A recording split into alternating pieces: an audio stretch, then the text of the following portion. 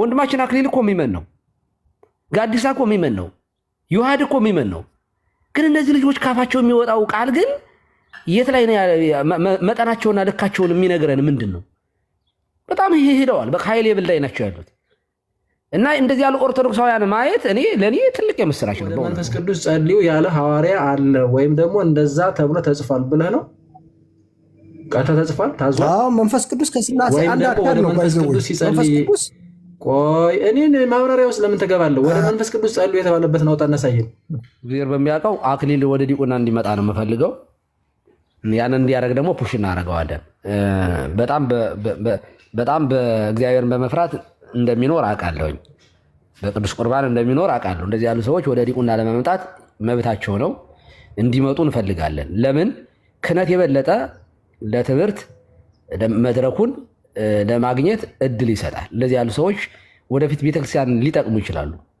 ወደ ምንኩስና ቢመጡ ጳጳስ ቢሆኑ እንደነ ብፁዕ ቅዱስ አቡነ ሾኖዳ እንደነ አቢብ ጊዮርጊስ እንደዚህ ያሉ በጣም ቴዎሎጂ ያለ ቤተክርስቲያን የሚጠቅሙ ነገር ስለሚሆኑ ከ1600 ዓመተ ምህረት በኋላ ሉተር ተነስቶ እንደገና አዙዛ ስትሪት ላይ 1906 ላይ ተነስቶ ዊሊያም ነው እንዴት ለቤተክርስቲያን ትምህርት የሚነግረኝ? የጴንጤቆስጣል ሙቭመንት ነው እንዴት ይሆናል? ልስታስቡት ለ2000 ምናምን ዓመት ያልነበረ ሰውዬ መጥቶ የክርስቶስን ቤተክርስቲያን ላስተምራችሁ ሲል እንዴት ነው የምትቀበሉት? እናሳይ። ስግደት ለእግዚአብሔር ብቻ ማስረጃውን ነው የምፈልገው ነገር ሌላ ወሬ አጥቶ ሁለት ቦታ አልጥቀስ። አንድ ጌታችን መድኃኒታችን ኢየሱስ ክርስቶስ በምድረ በዳ በሰይጣን በተፈተነበት ወቅት ሰይጣን ለኔ ስገድልኝ ባለው ለአምላክ ለእግዚአብሔር ስገድ እርሱን ብቻ አምልክ ተብሎ ተጽፏል። ነጋ ይኸውልህ፣ አንተ የምታወራው ሩቅ ነህ በጣም። አሁን ይኸውልህ አንተ እሱንም ይሄ ሩቅ ሌላ ቦታ እኮ ነው ያለው። አንተ ራስህ ይሄንንማ ዋስተራ ይመጥቶልሃል። እሱ ራሱ ባልታሩ ፊት ሲሰግድ ታገኘዋለህ። እሱ ችግር የለውም። አንተ መካነ ኢየሱስ ነህ አይደል? አስተራይ? አዎ መካነ ኢየሱስ ነኝ። ይሄንን መግለጫ አሁን የወጣውን መግለጫ ትቀበላለህ? ታምንበታለህ?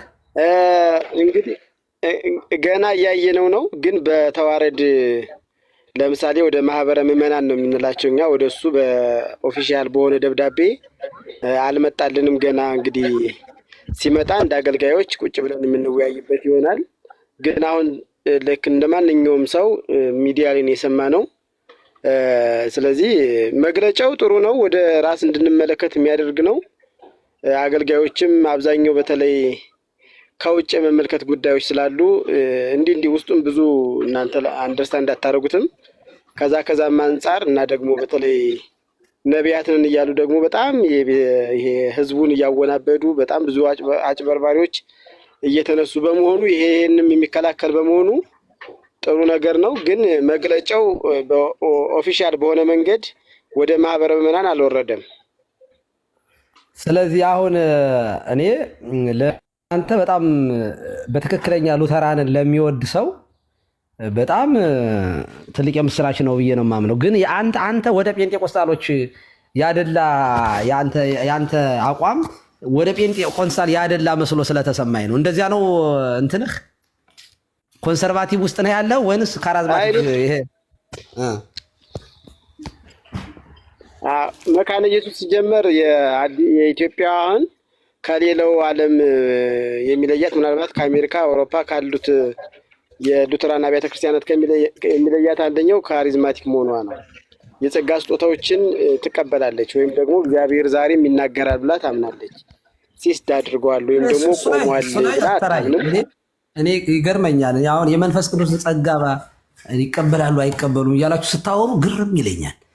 የመንፈስ ቅዱስ ጸጋ የሌለባት ቤተክርስቲያን ሲጀመር መኖሯ ራሱ ግን እናንተ እንደ ጴንጤቆስጣል እኮ የመንፈስ ቅዱስ ጸጋ ምናምን ሲል ትንቢት እያለ ነው። ይሄ የነ ጩፋን አይነት እንቅስቃሴ ነው። ይሄ ጴንጤቆስጣል ሙቭመንት ነው የሚያወራው እንጂ የመንፈስ ቅዱስ ጸጋ ሲጀመር ከጸጋ መንፈስ ቅዱስ የተራቆተች ቸርች ናት። እንደው ሲጀመር ነው ቤተክርስቲያንን የሚመራት እኮ መንፈስ ቅዱስ እኮ ነው። መንፈስ ቅዱስ እኮ ጸጋው አይቆጠርም በቤተክርስቲያን ላይ አለ ብለን ሁሉ ቤተክርስቲያን ይህንን እኮ ታምናለች። የእኛም ቤተክርስቲያን ብጠይቀኝ በጸጋ መንፈስ ቅዱስ የተሞላች ናት። ፈኑ ጸጋ መንፈስ ቅዱስ ላይ በየቀኑ የምትቀድስ ናት። ግን የእናንተ ግን መካነ ኢየሱስ ግን አሁን መጽሐፈ ስምምነት ላይ ያለውን እንደወረደ አፕላይ ማድረግ ትችላላችሁ። እንደወረደ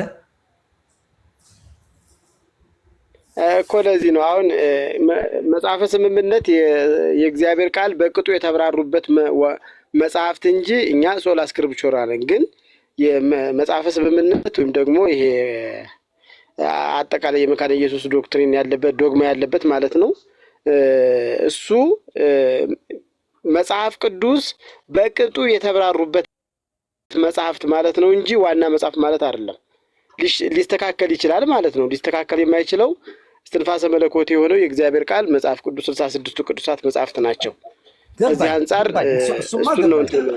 ግን እኔም ግን ይሄንኛውን ግን አሁን የጸጋ ስጦታ ያልኩትን ማብራራው ካሪዝማቲክ ያልኩትን ማለት ነው። እረዳዋለሁኝ እኮ ያው የእናንተንም እያነበብን ስለሆነ እኔ በእውነት ዲቴል ብዙም ስለማልፈልግ ነው ጥያቄውን ይሄን ምክንያቱም እረዳለሁኝ። አሁን መካነ ኢየሱስን የመንፈስ ቅዱስ ጸጋ አትቀበልም ምናምን የሚለው ክስ የማይሰራ መሆኑን እኔ ራሴ የምገነዘበው ነገር አለኝ። አሁን ግን ጥያቄ አንተ ሳይህ ከነቀለሜም ምናምን ጋር በጣም ጠጋ ያለ ነገር አይብህ ስለነበረ ከነ ዳዊት ሀሳብ ጋር ነው አሁን አንተ የምትስማማ ወይንስ ወደ ጴንጤቆስጣሉ ያደላ ሆነ ነው የምትቀጥለው አንተ?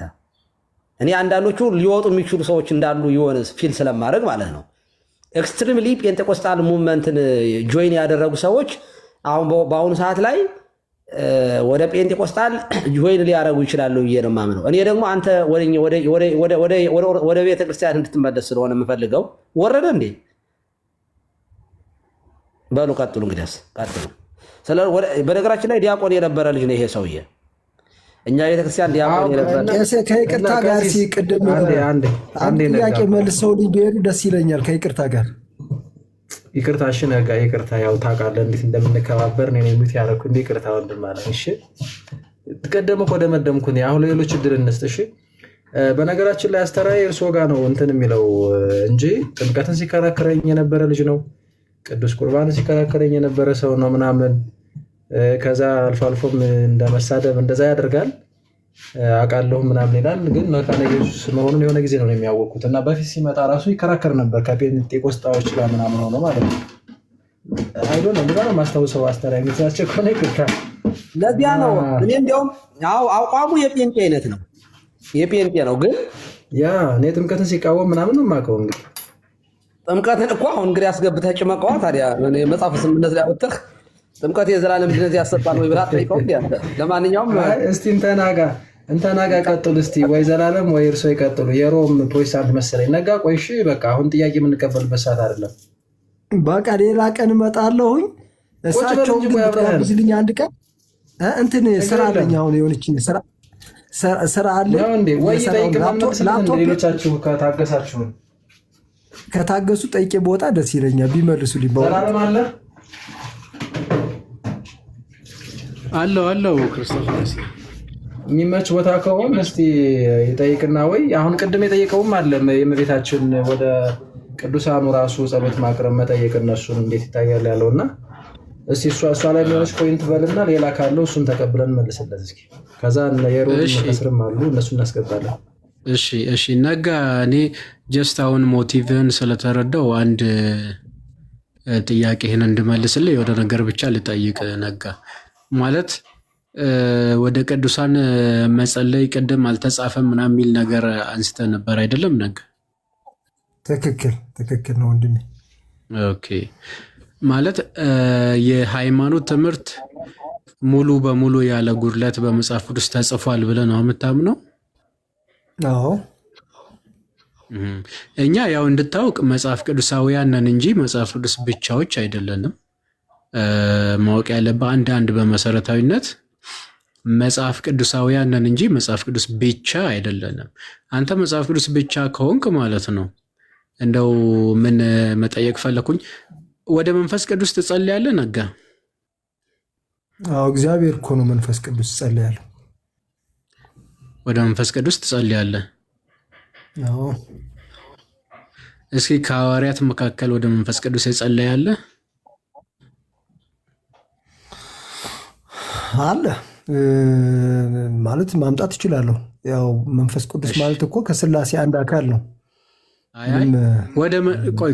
ቆይ አባት ወይ አብ ተብሎ ተጸልዮ ስለሆነ እስኪ መንፈስ ቅዱስ ተብሎ የተጸለየበት ቦታ ሐዋርያት የጸለዩት ወደ መንፈስ ቅዱስ ማለት ነው።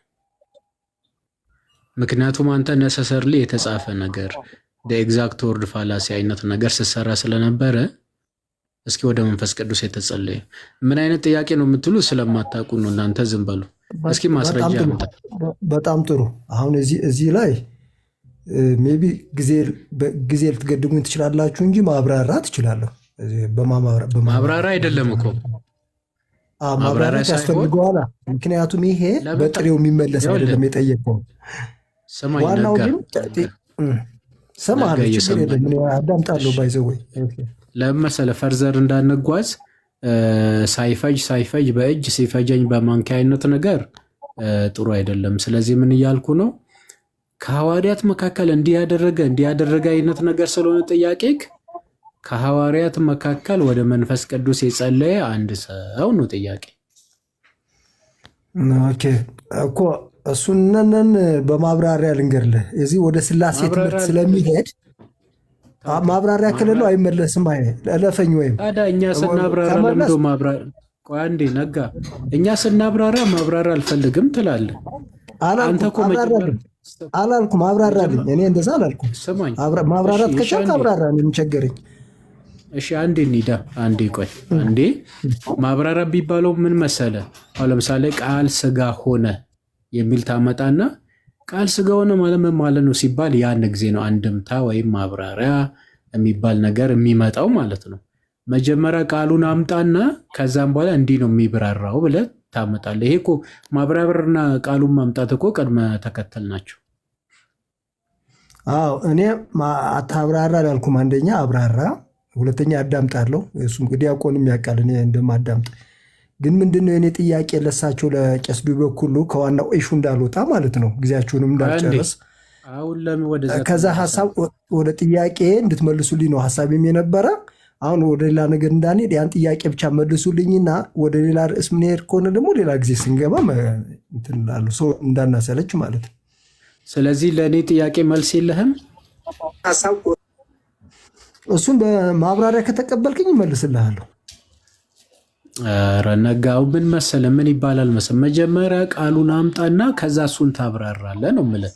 ማስረጃ ቅድም አለ ከሐዋርያት መካከል ይጸለያል ብለኝ ስለነበረ እሱን አምጣና ይህ ማለት ምን መሰለህ እንደዛ ያልኩህ እኔ አሁን ምንድን ነው የሚጸለየው ወደ እግዚአብሔር ነው ብዬ መጽሐፍ ቅዱስን አይቼ ወደ እግዚአብሔር እንደሚጸለይ ክሊር ነው። በብሉይም በሐዲስም ወደ እግዚአብሔር ይጸለያል፣ ግልጽ ነው። አሁን ደግሞ ስፔሲፊክሊ ወደ መንፈስ ቅዱስ ብለህ ደግሞ አመጣሃለኝ። ወደ መንፈስ ቅዱስ እንግዲህ በስላሴ የምናምን ሰዎች ወደ ስላሴ ትምህርት እንሄዳለን ማለት ነው። አብ አባት ነው፣ ወልድ ልጅ ነው። ነጋ እኔ አሁን ይኸውልህ እሱማ እኮ ግልጽ እኮ ነው። ግን አንተ ምን አልክ መሰለህ፣ ብዙ ጊዜ የምትጠይቁት እንደው እስኪ ወደ ማርያምም ሊሆን ይችላል ወደ እንደዚህ የጸለየ ሐዋርያ ካለ ነቢይ ካለ የሆነ ነገር እንደዚህ ነው የምትሉት። እሱን ጥያቄ ይኸው መንፈስ ቅዱስ ላይ ተጠየቅ።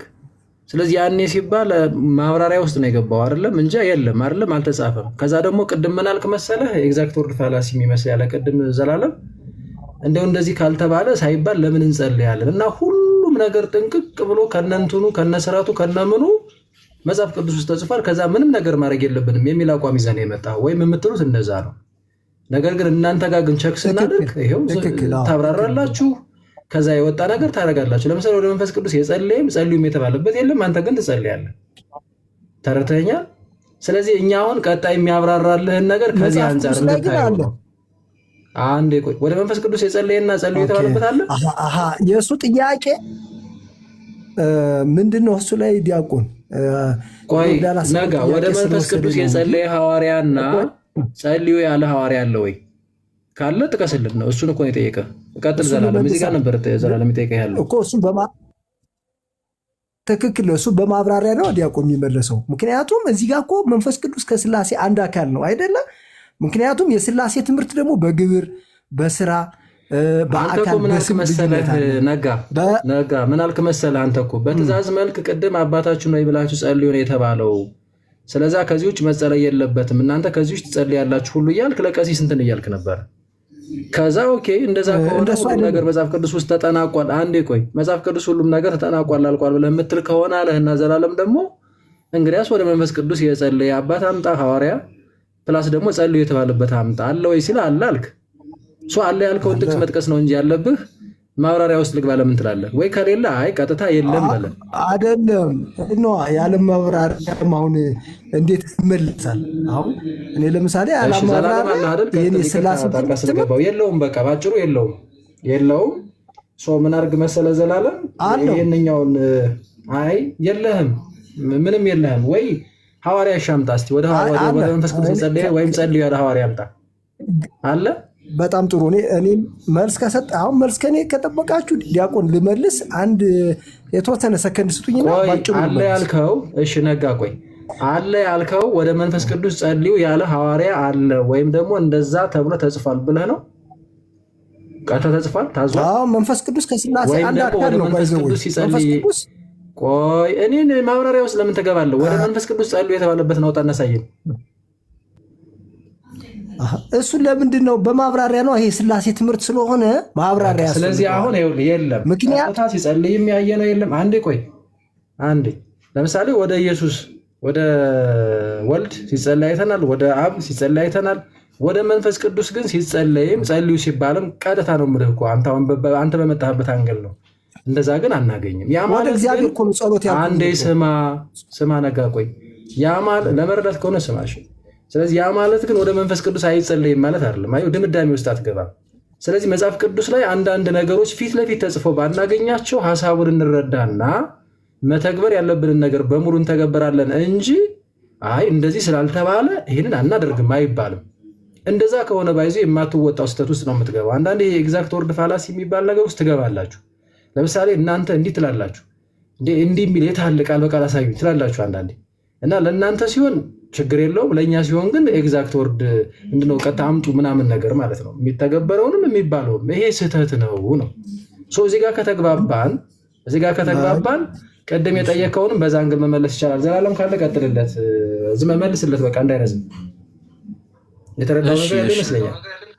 መልካም። አይ በቃ እንደዚህ አይነት እኮ ብዙ የማይመጡ ነገሮች አሉ። ልክ አይታችሁ ከሆነ በእስልምናው ቀደም የኔታ እንትን ስሏቸው እንደነበረ ማለት ነው። እና እዛ አይታችሁ ከሆነ ኢየሱስ እስኪ ቃል በቃል አምልኩኝ ያለበት ቦታ አምጡ ብሎ ይጠይቃሉ።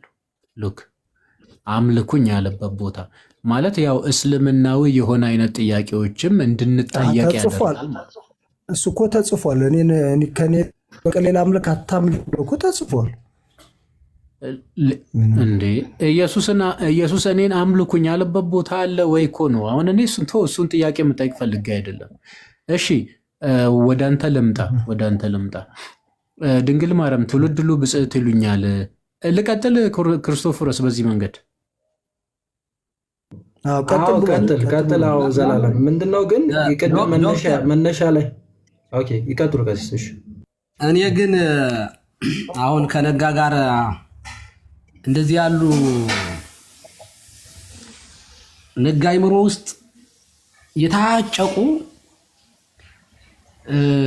ብዙ ጥያቄዎች አሉ፣ ዝም ብዬ ሳስተውል ማለት ነው። እና እንደዚህ ያሉትን አሁን ጥያቄ የሚሆኑ ኢቭን ነጋ ውስጥ ሙሉ ወንጌል ውስጥ ራሱ ብዙ ጥያቄዎች አሉት አውቃለሁኝ። ይሄንን ካልዋሸኝ በስተቀር አለ ውስጡ ላይ በጣም ብዙ ጥያቄ አለ። እዚያ ምሉ አልተመለሰለት። እንደዚህ ያለ ልብ ያላቸውን ሰዎች እንግዲህ በዚህ ጉዳይ ላይ ክርክር ከተነሳ በቶፒክ መርጦ በዚያ ጉዳይ ላይ ሙሉ ሐሳቡን እዚያ ላይ አድርጎ ወይም መወያየት ይሻላል እንጂ በተንጠባጠበ ሁኔታ ከዛፍ እየዘለሉ ጥያቄ ያነሱ ሰዎችን የምናሳርፍና የምናተርፍ አይመስለኝም። የግሌን ነው። እኔ ከታች ያሉ ሰዎች አሉ፣ ለነሱ አንድ መልዕክት ላስተላልፍና ከዶክተር ዘላለም ጋር ተቀጠላላችሁ። ከቤተ ክርስቲያን የወጣችሁ ሰዎች አላችሁ። ከኦርቶዶክስ ቤተ ክርስቲያን የወጣችሁ ባለማወቅ ነው የወጣችሁት። እንደ ነጋ ያላችሁ ሰዎች አላችሁ። ሚውት አድርገው አንድ የነጋ ከይቅርታ ጋር ለአንተም ጭምር ነው። በደንብ እንድሰሙኝ እፈልጋለሁ። ነጋ እንደውም ጥሩ ነው። ትዳር አለመያዝህ ልጅ አለመውለድህ በጣም ትልቅ ነገር ነው። ለመመለስ ቤተሰቦቻችሁን ምናልባት በህይወት ላይ ኖሩ ይችላል።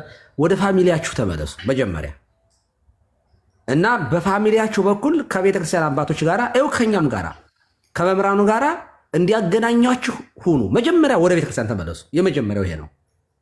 ከዛ በኋላ እንደተመለሳችሁ ምንድነው ማድረግ ያለባችሁ? ጠይቁ። ቤተክርስቲያን ውስጥ ሆናችሁ መጠየቅና ከቤተክርስቲያን ውጭ ሆናችሁ መጠየቅ አንድ አይነት አይደለም።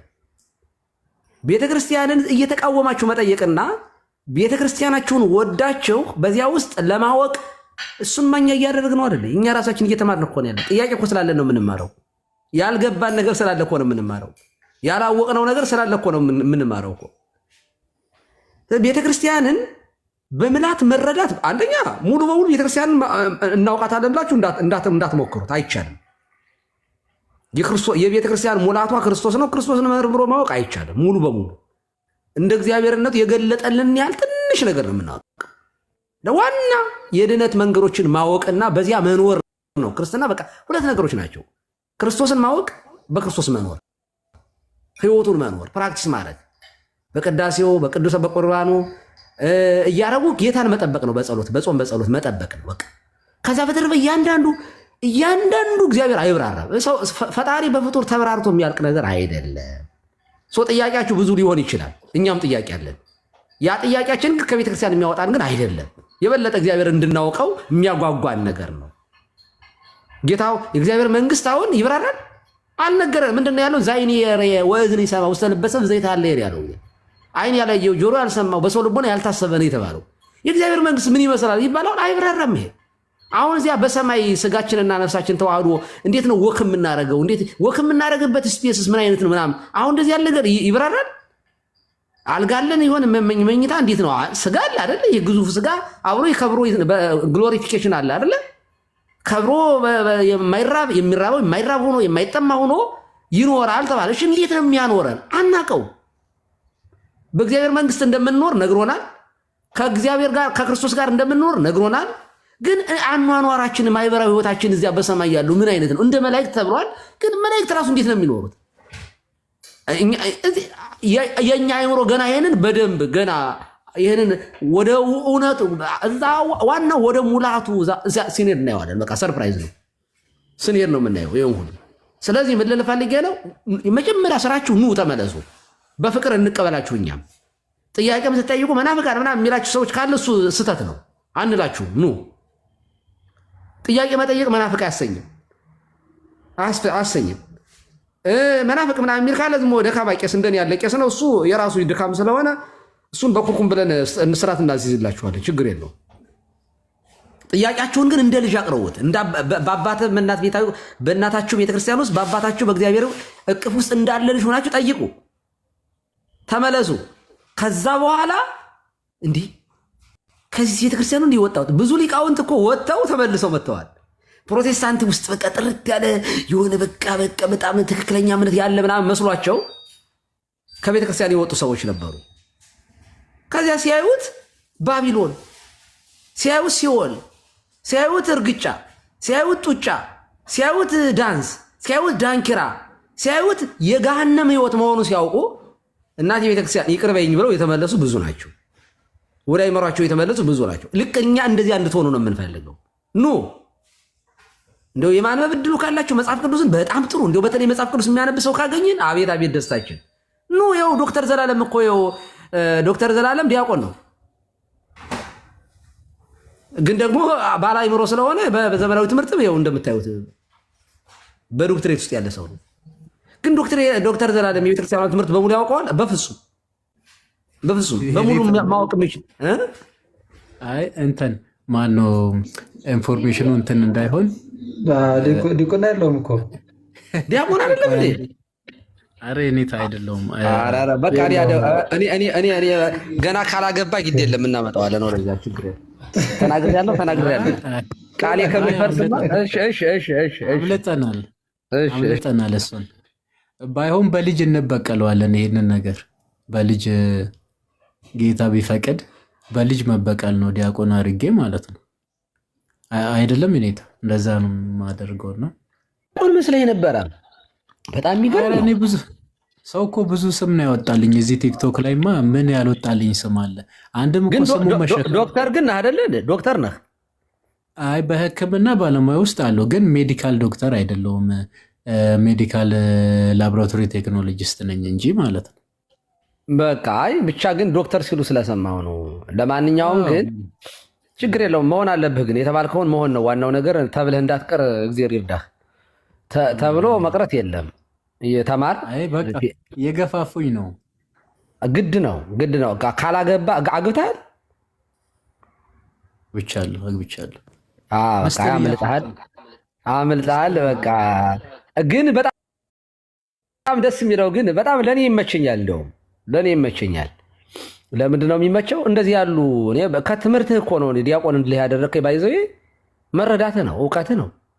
አሁን እንደዚህ ያለ ሰው በቤተክርስቲያን በመጽሐፍ በቴዎሎጂ ውስጥ በአብነት ትምህርት ቤት ያለፈ ሰው እኛ የለመድነው እኮ እንደዚያ ነበር። አሁን እኮ የዘንድሮ ምዕመናኖቻችን እኮ በጣም የምታስደንቁ ናቸዋል። እኔ በዚህ በእውነት እግዚአብሔር እናመሰግነው። በቃ እንደነጋ ወንድማችን ዘላለም በቃ እንደነጋ ምዕመን ነበር በቤተክርስቲያን ውስጥ። ግን አየው የሁለታችሁ ልዩነት ግን የእውቀት ሆነ ማለት ነው፣ የመረዳት ሆነ ማለት ነው።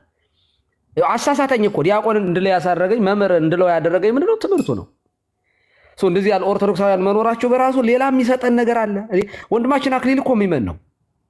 ጋዲሳ እኮ የሚመን ነው። ዮሐድ እኮ የሚመን ነው። ግን እነዚህ ልጆች ካፋቸው የሚወጣው ቃል ግን የት ላይ መጠናቸውና ልካቸውን የሚነግረን ምንድን ነው? በጣም ሄደዋል። በቃ ኃይሌ ብልዳይ ናቸው ያሉት እና እንደዚህ ያሉ ኦርቶዶክሳውያን ማየት ለእኔ ትልቅ የምስራች ነው በእውነቱ። ወደፊት የሚኖረ እንደነ እረኛው ሄርማስ እኮ በቤተክርስቲያን አባቶች ውስጥ በሊስት ውስጥ አብሮ የፓትሪክ ስተዲ ወይም ደግሞ የፓትሮሎጂ ትምህርት ውስጥ ወይም ደግሞ በቅበተ እምነት ውስጥ በኖላዊነት ውስጥ ከሚዘረዘሩት አንዱ እረኛው ሄርማስ ነው። እና አሉን እንደዚህ ያሉት በትምህርት ደረጃ የምንጠራቸው የምንጠቅሳቸው ሰዎች አሉ። እና እንደዚህ እኔ በእርግጥ እና አክሊል እነዚህን እንኳን እኔ እግዚአብሔር በሚያውቀው አክሊል ወደ ዲቁና እንዲመጣ ነው የምፈልገው። ያንን እንዲያደርግ ደግሞ ፑሽ እናደርገዋለን። በጣም በእግዚአብሔርን በመፍራት እንደሚኖር አውቃለሁኝ። በቅዱስ ቁርባን እንደሚኖር አውቃለሁ። እንደዚህ ያሉ ሰዎች ወደ ዲቁና ለመምጣት መብታቸው ነው፣ እንዲመጡ እንፈልጋለን። ለምን ክህነት የበለጠ ለትምህርት መድረኩን ለማግኘት እድል ይሰጣል። እንደዚህ ያሉ ሰዎች ወደፊት ቤተክርስቲያን ሊጠቅሙ ይችላሉ። ወደ ምንኩስና ቢመጡ ጳጳስ ቢሆኑ እንደነ ብፁዕ ቅዱስ አቡነ ሾኖዳ እንደነ አብይ ጊዮርጊስ እንደዚህ ያሉ በጣም ቴዎሎጂ ያለ ቤተክርስቲያን የሚጠቅሙ ነገር ስለሚሆኑ ማለት ነው። ግን ይኸውላችሁ ምዕመናን መማር ያለባችሁ አሁን ከእነ አክሊል ምንድን ነው መማር ያለባችሁ? ምዕመን ሆኖ የቤተክርስቲያኗን ትምህርት ቴዎሎጂውን በዚህ ደረጃ መማር ማወቅ ይቻላል ማለት ነው። ቤተክርስቲያን መድረክ አላት ማለት ነው። ትሰጣችኋለች። አውደ ምሕረት ላይ እንዳታስ እንዴ ምዕመን የማይቆምበት መድረክ የለም። በነገራችን ላይ ላይቀድሱ ይችላሉ፣ ግን መድረኩ ክፍት ነው። ይኸው እፎይ ምዕመን ነው አይደል? እፎይ ምዕመን እኮ ነው። ግን ኃይል የበላ የሆነው እስልምና ላይ እየሰራ ያለ ልጅ ነው። አሁን እፎይ ይቻላል። እነነጋ ኑ ወደ ቤተክርስቲያን ኑና ከወንድማችሁ ከነዘላለም ጋር ሆናችሁ ከእነ አክሊል ጋር ሆናችሁ ቤተክርስቲያኗን ጠብቁ፣ አገልግሉ። ጥያቄ ካላችሁ ጥያቄውን እንኳን ለእናንተ አይደለም ለሌሎችም ጥያቄ መመለስ እንችላለን። እውነት ለመናገር እኔ አንድም ቀን በቤተክርስቲያን የሚኮሰኩስ ትምህርት የላትም ቤተክርስቲያን። ግን ካላወቅን ግን ብዙ አእምሯችን ውስጥ ጥያቄ የሚመጣ ነገር ይኖራል። ካልተረዳን ማለት ነው። ግን ከማመን ነው የሚጀመረው። ፖዘቲቭሊ ከመረዳት ቤተክርስቲያን ነው የሚጀምረው። እኔ ያልገባኝ ነገር በሙሉ የቤተክርስቲያን ስህተት አድርጎ መውሰድ በጣም ትልቅ ድፍረት ነው በእውነቱ። እንዴ ስትረዱ እኮ ቤተክርስቲያን አንደኛ ቤተክርስቲያኑ የመጣችበትን መንገድ ማየት። እሺ ቤተክርስቲያን ከመጀመሪያ ጀምሮ እስከ 2000 ምናምን ዓመት ሙሉ እንዴት እዚህ ዘለቀች? በቅዱሳን ምልጃ ጉዳይ ላይ ሲነሳ ከእናት አትናቴዎስ ይህንን ነገር እንዴት ፕራክቲስ ያደረጉት? ቅዱሳት ስዕላት ጉዳይ ለምንድን ነው ቤተክርስቲያን በታሪክ ውስጥ እነዚህ ነገሮች የምናገኛቸው? ከ1600 ዓመተ ምህረት በኋላ ሉተር ተነስቶ እንደገና አዙዛ ስትሪት ላይ 1906 ላይ ተነስቶ ዊሊያም ነው እንዴት ለቤተክርስቲያን ትምህርት የሚነግረኝ? የጴንጤቆስጣል ሙቭመንት ነው እንዴት ይሆናል? ልስታስቡት። ለ2000 ምናምን ዓመት ያልነበረ ሰውዬ መጥቶ የክርስቶስን ቤተክርስቲያን ላስተምራችሁ ሲል እንዴት ነው የምትቀበሉት? ግን ይህ እኮ በጣም ነውር እኮ ነው ወገኖች። ቤተክርስቲያን ታሪክ እኮ አላት። ዝም ብላ የሆነ ቦታ እንዴ ክርስቶስ እኮ መሰረቷ እኮ ነው። ከክርስቶስ ጀምሮ ክሩን ተከተላችሁ ሂዱ። እንዴ ለቅዱሳን ምልጃ ሉተር ራሱ ያማልዳሉ እያለ እንዴ ወርዳችሁ ጴንጤዎች እኮ የገባችሁበት ከኦርቶዶክስ ወጣችሁ፣ ከሉተርም ወጣችሁ፣ ከዚያ ዊሊያም ላይ ሲጣላችሁ ዊሊያምም እየተዋችሁት ነው። መንቀጥቀጥ፣ አረፋ ማድፈቅ፣ መጮህ፣ ድብልቅልቅልቅልቅልቅ አዙዛ ሰሪት። ይህ እኮ በጣም ባይድ ኤክስፔሪንስ እኮ ነው። ይሄ እኮ ምንም እኮ በቤተክርስቲያን ታሪክ እኮ የማይታወቅ ነገር እኮ ነው። ይሄ እኮ ይህን እንዲህ መመርመር ያቅታችኋል። በእውነቱ እንዴት ይህንን ቆም ብላችሁ ማየት ያቅታችኋል በእውነቱ። እና ስለ ቅዱሳት ስዕላት ሲነሳ ይህንን የጥንቷ ቤተክርስቲያን በካቶሊክ ቤተክርስቲያን በኦርቶዶክስ ቤተክርስቲያን እንዴት ሊኖር ቻለ ማለት እንግዲህ እኛ ከመምጣታችን በፊት ይሄ ነገር ነበረ። ደግሞ እነዚህ አባቶች ደግሞ ከኛ የተሻለ ህይወት የነበራቸው ናቸው። በህይወት ራሱ ማለት ነው። በእምነት አንድ ብንሆንም በህይወታቸው ደግሞ በጣም እግዚአብሔርን በጣም ይወዱ የነበሩ ናቸው። በጣም የተሰጡ ነበሩ። እየተሰደዱ ክርስቶስን የሰበኩ ነበሩ። እነዚህ ሰዎች እንዴት ወደ ቅዱሳን ምልጃ በቅዱሳት ስዕላት ላይ እንደዚህ ያሉትን ነገሮችን እንዴት ፈቀዱ? ወይንስ እንዴት ይህንን ነገር በትምህርታቸው ውስጥ እንዴት ይህንን አስተማሩ? ስለማይሳሳቱ ነዋ። ትክክል ስለሆኑ ነዋ። የቤተ ክርስቲያን ወንጌል ይህንን ስለማይቃወም ነዋ። እና ይህንን መርምሩና ኑ ወደ ቤታችሁ ተመለሱ። በቤታችሁ ሁናችሁ ጠይቁን። ትምህርት ቤት መግባት ከፈለጋችሁ ቴዎሎጂ ውስጥ እንድትገቡ እናግዛችሁ፣ እንርዳችሁ። በሩ ክፍት ነው። የቴዎሎጂ በሩ ክፍት ነው። ሰንበት ትምህርት ቤቱ ክፍት ነው። እኛ የንስሐ አባቶቻችሁ አለንላችሁ፣ እናስተምራችኋለን በእውነቱ። እና ይህንን ነው። አለበለዚያ ዝም ብሎ እንደ ፌንጣ መዝለልና እንደ ጦጣ ከዛፍ ዛፍ ላይ መዛለል ስለሚሆን አይ ዶንት ቲንክ ሶ። ያው ነጋን ዝም ብሎ እያንዳንዱ አይምሮ ላይ የሚፈጠረው ነገር እያነሳ ለዚያ ነገር በሙሉ ተመልሶለት ወደ ቤተክርስቲያን የሚመለስ መስሎ ስላልተሰማኝ ነው። ይመለስ፣ እንቀበለው። እነ ክርስቶፎሮስ አግኙት። ጥያቄውን በቤተክርስቲያን ውስጥ ሆኖ እየተማረ እያለ ይረዳዋል፣ ይገነዘበዋል። በጥንቷ ቤተክርስቲያን እኮ 3 ዓመት አንድ ሰው መማር አለበት ከመጠመቁ በፊት ነበረ። ይሄ ዲዳኬ 33 ላይ ነው። እንደገና ደግሞ የአፖስቶሊክ ትራዲሽን ላይ እኮ ነበረ እኮ። ሰዎቹ ከአሕዛብነት ሲመጡ ከዛ ከመጡ በኋላ ባካፕ ያደርጋሉ። አይ እንደዚህ የሚሆን ከሆነ በቃ ተምረው ተረድተው ይምጡ። በደንብ ሳይገባቸው እየመጡ እንደገና ዓለምን ኤክሰርሳይዝ የሚያደርጉ ከሆነ ችግር ነው በሚል የሆነ ታይም ላይ ሆኖ ነበር። ፍትሐ ነገሥቱ የሚጠቁመን አፖስቶሊክ ትራዲሽንንና ዲዳኬውን ስለሆነ ማለት ነው። ግን አይ በጥሩ ሁኔታ ከተረዳ ከ3 ዓመት ቀድሞም ቢሆን መጠመቅ ይችላል የሚል አለው። ግን በጣም ገና ነኝ ካለ ግን ይማር። ግን በየት ውስጥ ሆኖ ነው የሚማረው? በቤተ ክርስቲያን ውስጥ ሆኖ ነው። እየተማረ ቢሞትስ ሳይጠመቅ አይ ችግር የለውም። እየተማረ ከሆነ ቤተ ክርስቲያን ውስጥ ያለ ከሆነ ኤክሰፕሽናል ኬዝ ነው ይሄ። እየተማረ ያለን ሰው ሲኦል ይገባል ብለን አናምንም የሚል ውሳኔ ተወስኖ ነበረ።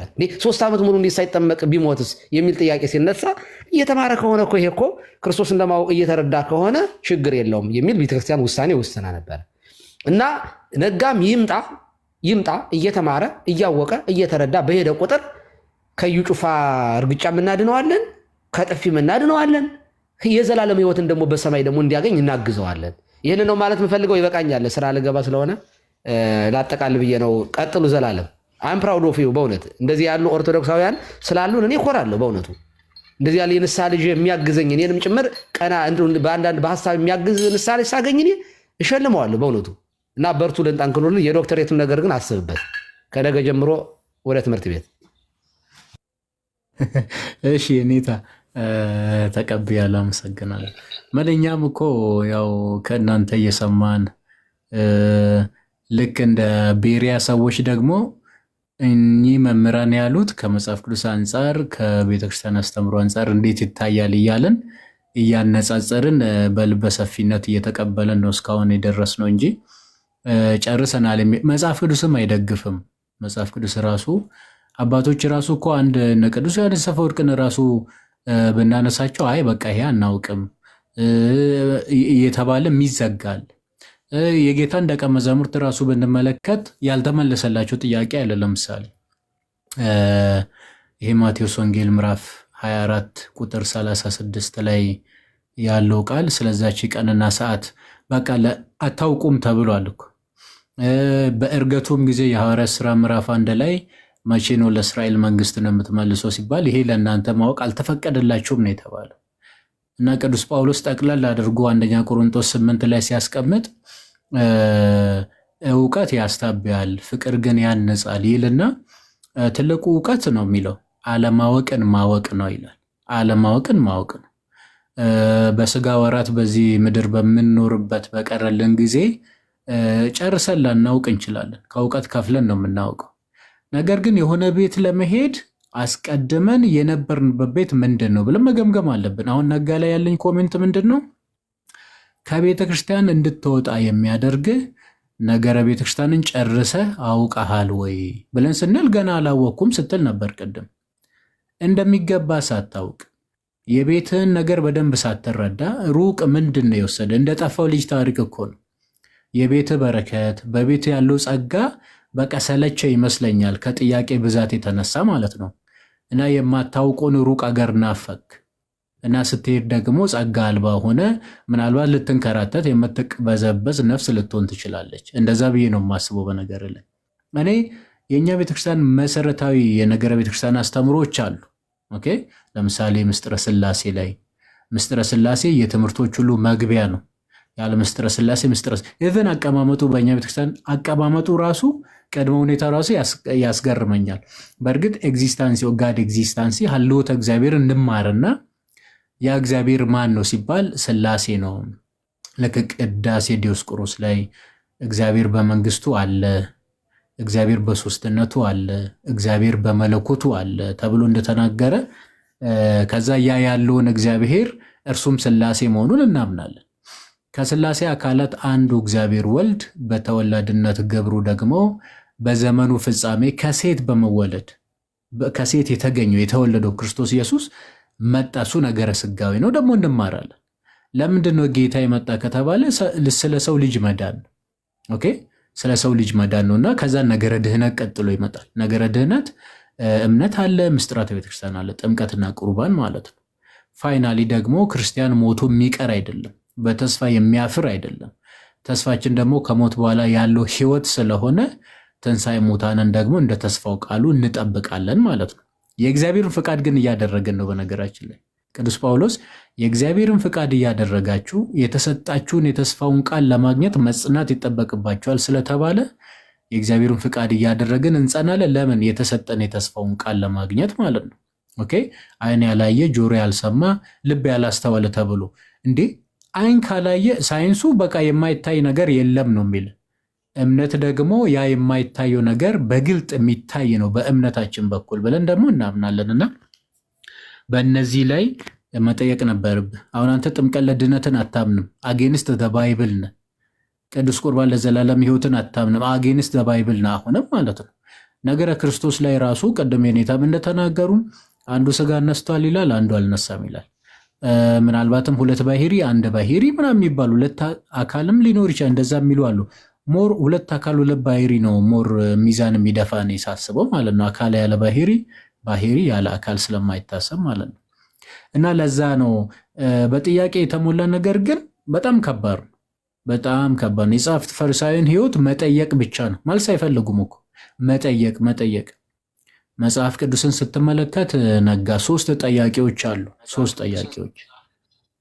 የመጀመሪያው ጠያቂ ራሱ ክርስቶስ ኢየሱስ ነው። ሄሉ የሚዩት አድርጊ፣ ይቅርታ። ኦኬ፣ ራሱ ክርስቶስ ነው ጠያቂ። የማቴዎስ ወንጌል ምዕራፍ 16ን ስታነብ የምታገኘው ምን የሚል ነው? የሰው ልጆች የማን ነው የሚያስተጋባው?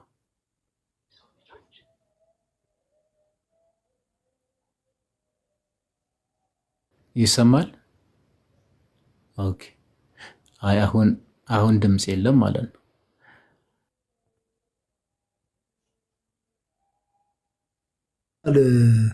ዘላለም ወንድም ዘላለም። እሺ ነጋይ። እሺ ነጋ እና የመጀመሪያው ጠያቂ ራሱ ክርስቶስ ነው። ነጋ ለምንድነው የሚጠይቀው መሰለ? ያ እርሱ የጠየቀው ጥያቄ የደቀ መዛሙርቱ የእኔም ያንተም ጥያቄ ስለነበረ ጥያቄውን ለመመለስ ነው የሚጠይቀው። ለማስተማር የሚጠየቅ ጥያቄ አለ። ለማስተማር የሰው ልጆች የሰው ልጅ ማን ይሉታል የሚል ማለት ነው። እና ያ ጥያቄ የጠየቀው ሊያስተምራቸው ነው። አንደኛ ለማስተማር የሚጠየቅ ጥያቄ ስላለ ነው። ሁለተኛ ደግሞ ለትምህርት ለመማር የምንጠይቃቸው ጥያቄ አለ። ለመማር ልክ ደቀ መዛሙርቱን ተመልከት፣ የዘሪውን ምሳሌ ተርጉምልን እያሉ ማለት ነው። እንደዚህ የተባለ ብዙ ጥያቄዎችን ጌታ ይጠይቃሉ፣ እሱም ይመልስላቸዋል። አሁን እነሱ ለመማር ነው። ልክ የኒቆዲሞስም አይነት ጥያቄ ለመማር ነው፣ እውነትን ለማወቅ ማለት ነው። ሶስተኛው ደግሞ ለፈተና የሚጠይቁ ጸሐፍት ፈሪሳውያን አንዴ ጌታን ከቄሳር ጋር ለማጋጨት ለቄሳር ግብር መክፈል ይገባልን ይላሉ አንዳንድ ጊዜ። ሁለተኛ ከነቢያት ጋር ከሙሴ ጋር ለማጋጨት የሙሴን ሕግ ሽሯል፣ ሰንበትን ሽሯል፣ እንደዚህ እያሉ እኔ እግዚአብሔር ነኝ ብሏል ምናምን እያሉ ለማጋጨት ይሞክራሉ። በቃ ፖለቲክስ ማለት ነው። እንደው አንዳንድ ጊዜ በማን ስልጣንነን ታደርጋለህ? በቃ ክፋታቸውን ስለሚያውቅ እርሱ ምን ይላቸዋል? አይ እንድመልስላችሁ ከፈለጋችሁ እኔም ደግሞ አንድ ጥያቄ ሊጠይቃችሁ ይላቸዋል። አየህ፣ ልክ ሲጠይቃቸው ጥያቄ አይመልሱም። አሁን እኔ በጥያቄ የተሞላ ህይወት ላለው ሰው መልሳችን ጥያቄ ነው፣ ጥያቄም በጥያቄ ማለት ነው። ምክንያቱም ያ ሰውዬ ለመማር ላይሆን ይችላል፣ ለፈተና ሊመጣ ይችላል። ለመፈተን የሚመጣ ሰው ደግሞ እሱ በመጣበት መንገድ መመለሱ ተገቢ ሆኖ ይታያል ማለት ነው። አንዳንድ ጊዜ ባጭሩ መሰረታዊ የነገረ ቤተክርስቲያን ወይም የነገረ ሃይማኖት አስተምሮ ላይ ጥያቄ ጠይቅ፣ በቃ ጠይቁ የሚባል ጊዜ ይመጣል ብሏል ክርስቶፎሮስ። እና በቃ እነዛ ላይ ጠይቃቸው መሰረት። አሁን ለምሳሌ ጸጉር አለ አንድ አባት ነው። ጸጉር አሁን ለምሳሌ ይቅርታ አድርገኝና የማይረባ ነገር ቢያበቅል ከፐርሰናል ሃይጂን እጥረት የተነሳ ልናገር፣ ቅጫም ለምሳሌ ቢያፈራ አንገት ነው የምትቆርጠው ወይስ ጸጉር ነው የምትላጨው? አይዋ ጸጉር ነው የሚላጨው። አንገትማ ከቆረጥክ ምን ጥቅም አለው እንዴ? ከነንትኑ ቢቆይ አይሻልም ነበር? አይ አሁን ያንተ ጥያቄ ምንድነው? አንገትን ቆርጦ ስለ ራስ መጨነቅ አይነት ነገር ነው የሆነብንና መጀመሪያ አስተምሮ ላይ እናውራ። ከዛ በመቀጠል ደግሞ የቅዱሳን ምልጃ ሊሆን ይችላል፣ ስግደት ሊሆን ይችላል፣ ስለ ፍትሃት ሊሆን ይችላል። ተመልከቱ፣ እነዚህ በቤተክርስቲያን ውስጥ የሚሰበኩ ትምህርቶች ላይ ጥያቄ መጠየቅ ይቻላል።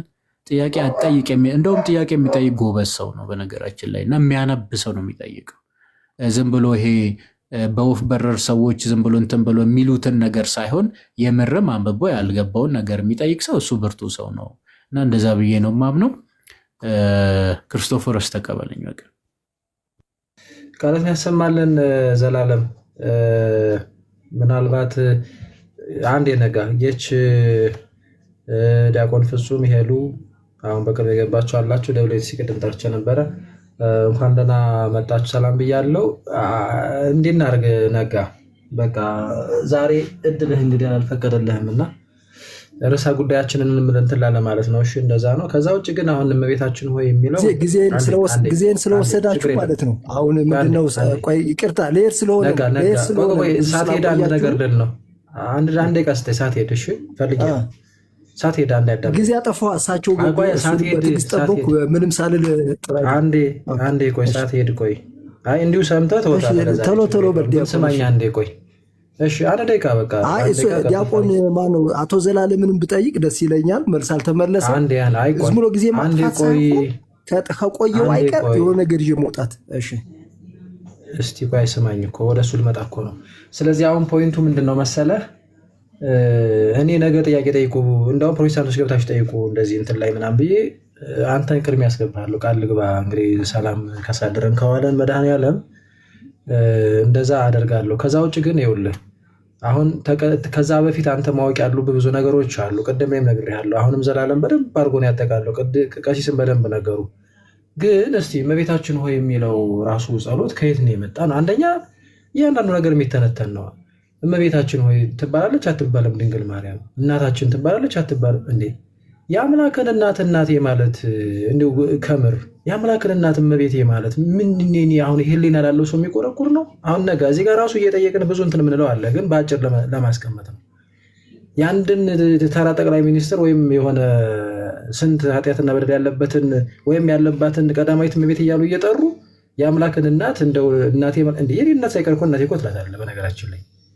እና ይህ አሁን ህሊና ላለው ሰውም ጥያቄ ሆኖ የሚፈጠር አይደለም።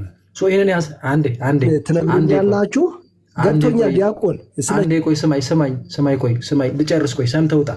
አሁን ሊሰራ ሲል ነው መሰለኝ አንተ መውጣት የፈለግከው ትንሽ። እሺ ከዚህ ጀምሮ ከዛ በመልአኩ ቅዱስ ገብርኤል ሰላምታ ሰላም እንልሻለን። የት ነው ይሄ ቅዱስ ገብርኤል ሰላምታ? ቅድም ቀይ ስነካ አድርገውታል። ሉቃስ ወንጌል ምዕራፍ 1 በቃ ቁጥር 26 ጀምሮ እሱ ነው ያለው። ከዛ ቅዱስ ገብርኤል ያላትን ነው የምንለው። ቅድስት ኤልሳቤጥን መንፈስ ቅዱስ ተሞልቶባት ወይም መንፈስ ቅዱስ ሞልቶባት ያለቻትን ነው የምንለው ሳጠቃልለው ማለት ነው። ከዛ ሄደን የእግዚአብሔር ያሸነፈ የእግዚአብሔር እናቱ ነው የምንለው። አዎ ናት፣ ወላዲተ አምላክ ናት፣ የእግዚአብሔር እናት ናት። እግዚአብሔርን በስጋ ማለትም እግዚአብሔር ወልድን በስጋ ወይም የእግዚአብሔር ልጅን እግዚአብሔር የሆነውን እግዚአብሔር ቃልም በስጋ የወለደች ነች። ስለዚህም በእግዚአብሔር ብለን እንጠራታለን። ይህንን ሀሳብ አንተ ቅድም ልታብራራ ሄድክም። አሁን ስለ መንፈስ ቅዱስ ዘላለም ስጠይቅህ እኔም ስጠይቅህ ልታብራራ ሄደህ ነበር አይደል? ይህንን ሀሳብ ይዛ ነው ቤተክርስቲያን ያመጣችው። ከዛስ ቅድስት ሆይ ለምኝልን ነው። ቅድስት አይደለችም እንዴ? ከእሷ በላይ ቅዱስ አለ? ከእሷ በላይ ቅድስት አለች እንዴ? ማንም የለም። ሰው ቅድስት ሆይ ከዛ ምን በይልን ነው? እንደው እናመልክሻለን፣ አምላካችን ነሽ፣ እንደው አምላካችን ስለሆንሽ ለዚህ ጥያቄያችን ምላሽ ስጪ ነው እንዴ? አይደለም። ከተወደደው ልጅሽ ከወዳጅ ከተወደደው ልጅ ከጌታችን ከመድኃኒታችን ከኢየሱስ ክርስቶስ ዘንድ ለምኝልን ጥያቄ ነው የጠየቅነው። ኦኬ ሄደን ለምኑልን ነው የምለው። አንተ እዚህ ትለኛለህ እኔን እንዴት ሊሰሙ ይችላሉ? ያውቃሉ ወይ? አሁን ይሄ ደግሞ በአጸደ ነፍስ ያለውን የቅዱሳን አማላጅነት ልንገባ ነው። በደንብ ድብን አድርገው ነው የሚያውቁ። እንኳን በአጸደ ነፍስ ሆነው ከክርስቶስ ጋር አይደለም ሆነው ማለት ነው ቅዱሳን ሩጫቸውን ጨርሰው አይደለም መሬት ላይ እንኳን ሆነው እግዚአብሔር ብቻ ሊሰማ የሚችለውን ነገር እግዚአብሔር በገለጠላቸው እውቀት ወይም ደግሞ በሰጣቸው ጸጋ ያውቃሉ። ምሳሌ ያለ መጽሐፍ ቅዱስ ውስጥ በደንብ ለምሳሌ ራዕየ ዮሐንስ ምዕራፍ 5 ቁጥር 13 እግዚአብሔር ብቻ የሚሰማውን ለእግዚአብሔር የሚቀርበውን ምስጋና አንዲት ፍጥሞ ደሴት የምትባል ዋሻ አይ ቲንክ አሁን በግሪክ መሰለኝ ያለችው ውስጥ እዛ ያለ እዛች ዋሻ ውስጥ ተግዞ ታስሮ እንኳን ሰምቷል። እሱ እንዴት ሰማ? ፍጥረት ሁሉ ያቀረበውን ምስጋና ሰምቷል። ለበጉ ቅዱስ ቅዱስ እያሉ ሲያመሰግኑት ሰማ። እንዴት ሰማ እንዴ? እኔ እኮ አሁን አንተ የሰማኝ እንደው እዚህ ጋር እግዚአብሔር በሰጣቸው እውቀት ወይም እዚህ የምንሰማማው ሰዎች እግዚአብሔር በሰጣቸው እውቀት በፈለሰፉት በቲክቶክ ነው እንጂ አሁን ጎረቤት እኮ አይሰማኝም እኮ በነገራችን ላይ። የእግዚአብሔር አሰራሩ ደግሞ ከዚህ የሚልቅ ነው። የእግዚአብሔር ጸጋው እንዴ ሲጀመር ከሰው ጋር ይወዳደራል የእግዚአብሔር ጸጋው። ስለዚህ በእግዚአብሔር ኃይልም በሚሰጠኝ በክርስቶስ ሁሉን እችላለሁ እንዳለው ቅዱስ ጳውሎስ በዚህ በክርስቶስ በሱ ኃይላቸው እሱ ነው። መገናኛ መስመራቸው ራሱ ነው፣ እግዚአብሔር መንፈስ ቅዱስ ነው። ይህንን በስጋ እንዴት እናስበዋለን? ስለዚህ ዋሻ ውስጥ ሆኖ እንኳን አይደለም ፍጥረት ሁሉ በሰማይ ውስጥ በምድር ውስጥ በሰማይ ላይ በምድር ላይ በባህር ውስጥ በባህር ላይ ያለ ፍጥረት ሁሉ ገብታችሁ ይሁት ራዕየ ዮሐንስ ምዕራፍ 5 ቁጥር 13 ያቀረበውን ምስጋና ሰማሁ ይላል። እንዴ አልሰማህም ብለን እንካድ እንዴ? እንዴት ሊሆን ይችላል ብለን እንከራከር እንዴ? ሰምቷል። ምንም እኛ አማኞች ነን። ድብን አድርጎ ነው የሰማው። ግን እኮ ይህንን መስማት የሚችለው ማን ብቻ ነበር? እግዚአብሔር ብቻ። በአጸደ እንኳን ስጋ ሆኖ ምድራዊ መልአክ የሆነው ወይም ደግሞ ሰው ነው፣ ግን ምድራዊ መልአክ ነው። ይሄ ራሱ ትንተና ያስፈልገዋል። አክቹዋሊ ይሄ እንትን ይችላል። ለማንኛውም እሱ ቅዱስ ዮሐንስ ራሱ እንዲህ ሰምቷል። እና ቅዱሳን ከክርስቶስ ጋር ደግሞ ሩጫቸውን እንግዲህ በስጋ ሆነው አስቡ። ከክርስቶስ ጋር ደግሞ ሆነው ደግሞ የበለጠ እናውቃለን አይደል የሚለው ቅዱስ ጳውሎስ። ሲጀመር ራሳችን ማን ነው? የቤተክርስቲያን ራስ ማን ነው? ቤተክርስቲያን ሲባል እዛና እዚህ ማዶ አይደለንም። በስጋ ስናስብ ነው የምንቸገረው እንጂ ቤተክርስቲያን እኮ አንዲት የክርስቶስ አካል ነች። እዛ ህብረት ውስጥ ነው ያለ ነው። አንደኛ ቆሮንቶስ ምዕራፍ 12ን ይሄ የነገር ቤተክርስቲያን ጉዳይ የተረዳ ሰው የበዛ አይከብደው። ስለዚህ አይሰሙም፣ አያዩም፣ አያውቁም ምናምን ኖ የሉቃስ ወንጌል ምዕራፍ 16ን ማየት ትችላለህ። ነገ አሳይ በላይ የሰጠው ነው። ራዕየ ዮሐንስ ምዕራፍ 6 ቁጥር 9 አሁን ቅድም የጠቀስኩልህ ነው። ድብን አድርገው ነው የሚሰሙ፣ ድብን አድርገው ነው የሚያዩ። ማን ነው ይሄ ኃይላቸው? ክርስቶስ፣ እግዚአብሔር መንፈስ ቅዱስ፣ እግዚአብሔር ራሱ ማለት ነው። ስለዚህ እናንተ አምላኮቻችን ናችሁ፣ ሁሉን ነገር ትፈጽማላችሁ፣ አድርጉልን እያልን አይደለም። ባይዜ እንደዚህ አድርጉልን እንኳን ብለን ብንጠይቅ በራሳቸው ኃይልና ስልጣን ከእግዚአብሔር ተገንጥሎ አይደለም የሚያደርጉት። የማድረጉ ጸጋ ተሰጥቷቸው ከሆነ ያደርጋሉ። ተሰጥቷቸው ነው ያለው። ለምሳሌ የሉቃስ ወንጌል ምዕራፍ 16 አብርሃም አባት ሆይ ማረኝ፣ ቅርታ ገብቶኛል። አውቀን አይደለ? ጥሩ ሀሳብ ነው። እሺ ሌላ ጊዜ እናነሳለን በደንብ። ስለቸኮልኩ ነው እውነት። ሰዓቱ ሌት ስለሆነ ኦልሞስት አሁን 20 ጉዳይ ለ4 ስለሆነ ሳይደክመኝ የምሰራው ስራ ስላለ ነው። እኔ በትዕግስት ሰምቻለሁ። ነገ ምስክር ናችሁ ለዚህ ነገር። ግን ምንድን ነው አሁን ሌላ ሀሳብ እንኳን ማነው እናንተ የእናንተ ብቻ ሳይመለስ ሊሴድ ለእኔም ጥሩ አይደለም። ሰምቶ ነው የሚወጣው። ጠያቂ ሰምቶ ነው የሚወጣው። ገብቶኛል አልክ። በቃ ውጣና ነገና ውይይት ከሆነ ውይይት ነው የምናደርገው። አሁን በአንተ ብቻ ነው የቆየ ነው አክብረንህ። እናንተ ብቻ ሌላ ጊዜ የምመጣው እናንተ የምታዳምጡኝ ከሆነ ብቻ ነው። እኔ እኮ አሁን እናንተ የምትሉትን በደንብ አውቀዋለሁ። እውነት ለመናገር እናንተ የምትሉትን ያውቃለሁ በደንብ። ግን ቆይ አንዴ ይኸውልህ ጠያቂ ይኸውልህ ነጋ። እኔ አሁን በጣም ይሄ ስለዚህ ጊዜያችን እያቃጠልክ ነው ማለት ነው። ፐርፐዝሊ እንደዛ ከሆነ እየተጫወትክብን ነው፣ እንደዛ እያላገጥክብን ነው ማለት ነው። እንደዛማ ከሆነ ከኔ ጋር ሁሉ ነው የምንጣላውና ትክክል አይደለም። በቃ ቆይ አንዴ ነጋ ለወጣ ስለሆነ ትንሽ ኢንተርፌር ያደረኩኝ በቃ ኖ አንደኛ እኔ ምላሽ እንኳን መልሽ ሳልጨርስ ነው የገባው። ሁለተኛ ነገር ጠያቂ ኦልዌይስ አብሬ ላውራ አይልም። ባይዚ እኔ ባለፈው አንድ ሙስሊም አጋጥሞኛል። ጠየቀና ማብራሪያው ረዘመ ዲያቆን ማብራሪያው ረዘመ እና ደናደሩ ነገር ወረደ ደናደራው አሜን። በነገራችን ላይ ይውላችሁ አሁን ይሄ ጥሩ ያልሆነ ነገር ሲኖር ውስጣቸው ሰዎች እኛ ጋር የለም ዘር መስከን እንዲህ ነው የሚሆነው። መስመልሱን አውቀዋለሁ ምንም እንደዚህ አዲስ ነገር የለውም። ከዛ በቃ እኔም ላውራ በማውራት አትፈወሱም። ባይዚ በማዳመጥ ነው። መጽሐፍ ቅዱስ ራሱ ምንድን ነው የሚለው? ለመስማት ለማዳመጥ የፈጠናችሁ ነው፣ ለመናገር ግን የዘገያችሁ ነው የሚለው። ኦኬ። እና እያብራራን እየመለስንም አቋርጠን እኛ ካላወራን ተመልሶልኛል ብለንም በቃ ከአሁንም እናወራ አይባልም። ለዛውም ርዕሰ ጉዳይ አጥፌ እንደዚህ እንትን ብዬ ማለት ነው። በጣም ጭራሽ በማይባለው እና በጣም ከይቅርታ ጋር ደህና አደሩ ነበር መሰለትል የነበረው እዛ ላይ በማስወረድ ይቅርታ ጠይቃለሁ። ግን ደግ አደረኩኝ ማስወረዴ ማለት ነው። እኔ እናንተ ከዓመት በላይ አብረን ቆይተናል፣ እንግባባለን። ነጋ አሁን ሰላም ነው የምንባባለው። ምንም አዲስ ነገር የለውም።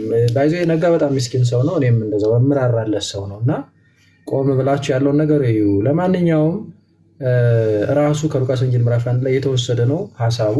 እናታችን የሚለው በደንብ መተንተን እንችላለን፣ ቤታችን የሚለው በደንብ መተንተን እንችላለን። ግን ከዚህ የሚቀድመውን ነገር ራሱ ወንድማችን ነጋ እና ሌሎቻችሁ መቼ አመናችሁ ነው እኮ። አሁን እኮ ጥያቄያችን እኮ እሱ ጋር ነው። ለምሳሌ ከነጋ ጋር ስለ ጥምቀት ብዙ ጊዜ ተወያይተናል። ያምንና መልሶ ደግሞ አያምንም፣ ያምንና መልሶ ደግሞ ይክዳል። ከዛ ደግሞ ምን አለ ቅድም ለምሳሌ አሁን ኦርቶዶክስ የተግበሰበሰ ትምህርት አላት አለ። እኔ ከፕሮቴስታንቱ በላይ የተግበሰበሰ ትምህርት ማን አለ? ኦርቶዶክስም አንድም የተግበሰበሰ ትምህርት የላትም። አንድ ማለት ነው አንድ።